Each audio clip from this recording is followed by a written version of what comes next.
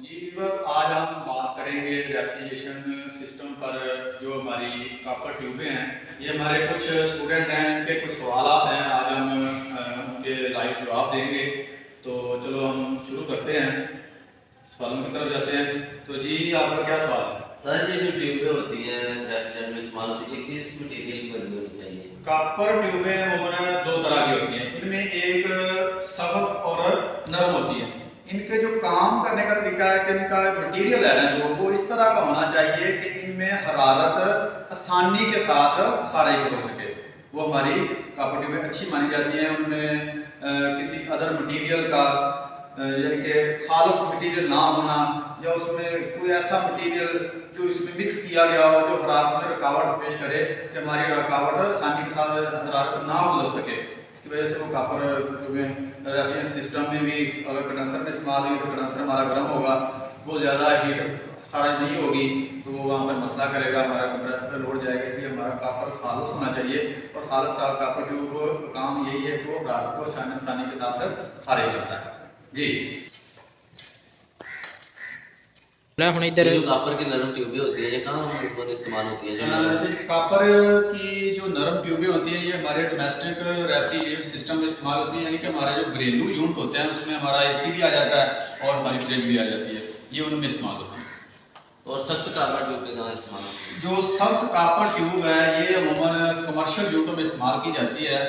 जो डोमेस्टिक में तो अमूमन छोटे पाइप इस्तेमाल किए जाते हैं, यानी कि 1/4 से लेके वो अमूमन 1/8 से लेके 3/4 यहाँ तक ये कॉपर ट्यूबें इस्तेमाल की जाती हैं। मगर इससे जो वो साइज होते हैं, जैसा कि 112 और 118 या इस तरह के जो साइज होते हैं, ये काफ़ी बड़े होते हैं। और ये अमूमन ये हार्ड कॉपर ट्यूबें होती हैं, ये इस्तेमाल होती हैं कमर्शियल में। जो कमर्शियल रेफ्रिजरेशन होती है, इसमें एक बिल्डिंग है, बहुत बड़ी बिल्डिंग है, उसमें एक साइड पे यूनिट लगा हुआ है। जैसा कि आजकल मार्केट में नई एक टेक्नोलॉजी आ गई जो है हमारी VRF, और दूसरी है VRF। ये हमारा है वेरिएबल रेफ्रिजरेंट वॉल्यूम और वेरिएबल रेफ्रिजरेंट फ्लो। ये हमारी जो सिस्टम है, ये हमारा जो टेक्नोलॉजी है, इसमें ये सख्त कॉपर ट्यूबें इस्तेमाल की जाती हैं। और इनका एक सिस्टम एक छत पे लगा हुआ है, एक बड़ी बिल्डिंग है उस पर लगा हुआ है। तो ज़ाहिर है हर कमरे में इनका जो तरीकाकार है, यानी कि एक अगर आपको एक बिल्डिंग है ना, बिल्डिंग के टॉप पे आपने एक साइड पे यूनिट लगा हुआ है, मुकम्मल इसका फर्क करें, ये है हमारा 100 टन का। तो 100 टन का एक हमारा आउटडोर लगा हुआ है, ये वाला आउटडोर लगा हुआ है।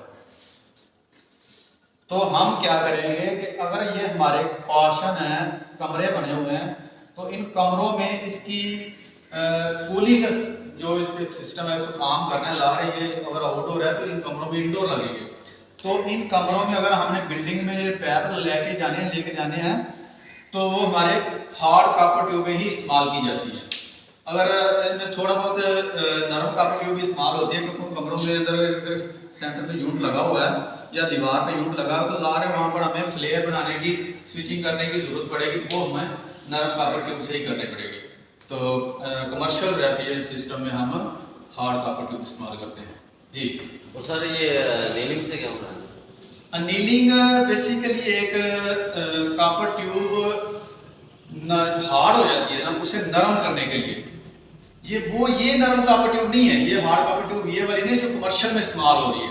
ये वो कॉपर ट्यूब है जो पहले से नरम थी, वो ओपन एयर में नमी सी की वजह से वो हार्ड हो गई है, हम उसे गर्म करके नरम बना सकते हैं। और ये नरम कॉपर ट्यूब सख्त क्यों हो जाती है? यही तो मैं बता रहा हूँ कि ये हमारी ये नमी की वजह से। फर्ज करो एक आपने देखा होगा कि जो कॉपर ट्यूब का एक रोल आता है, उसमें एक सिलिका जल की पुड़ी होती है, थैली होती है, उस थैली के अंदर सिलिका जल है। उस सिलिका जल का बेसिकली काम यही है कि वो रेफ्रिजरेशन टैप जो है रेफ्रिजरेटर वाला, उसके अंदर नमी वगैरह ना जाए। आपने देखा होगा कि उनके सिरों पे डेड कैप लगी होती है कि इसमें हवा ना जाए। अगर हवा जाएगी तो ज़ाहिर नमी भी जाएगी।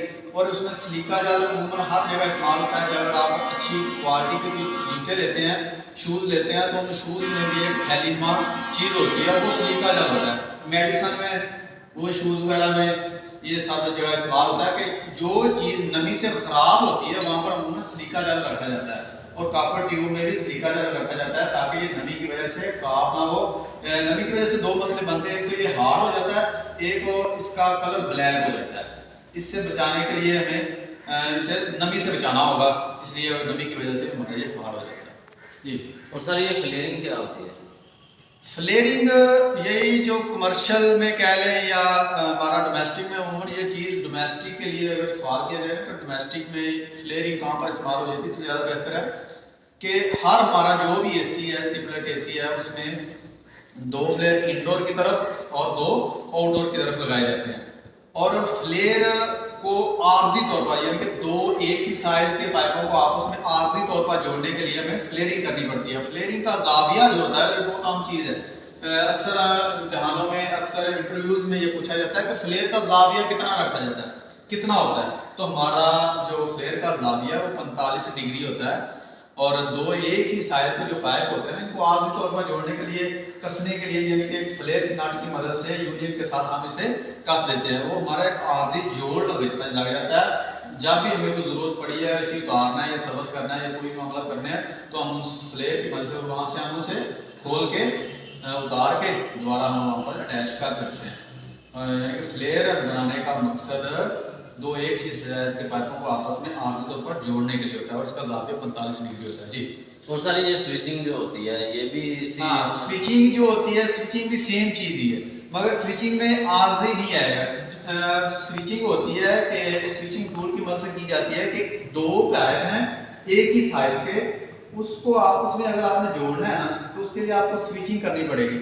वैसे अमूमन अभी मार्केट में चल रहा है कि रोज प्लास की मदद से हमने थोड़ा सा उसको फैलाया और पाइप को अटैच किया, वेल्डिंग करके वो जोड़ जो होता है वो वेल्डिंग होती है, वो कमज़ोर होती है, कभी भी वो लीक हो सकती है, ठीक है।